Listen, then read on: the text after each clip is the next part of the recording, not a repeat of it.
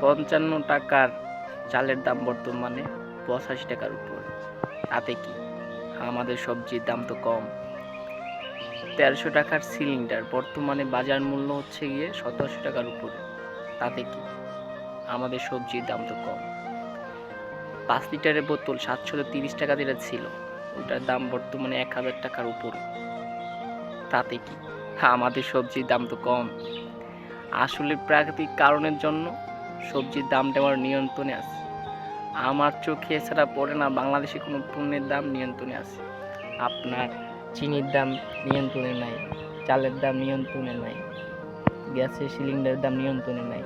হ্যাঁ, আপনি বলেন সব কিছুর দাম নিয়ন্ত্রণে আছে। এইগুলো নিয়ে যদি কথা বললে যদি আমি দোষী হই বা আমি অপরাধী হই, তাহলে আপনি নিজের কাছে আপনি নিজে অপরাধী। কারণ আপনি সাদাকে সাদা আর কালাকে কালা বলতে পারেন না, আপনি অপরাধী।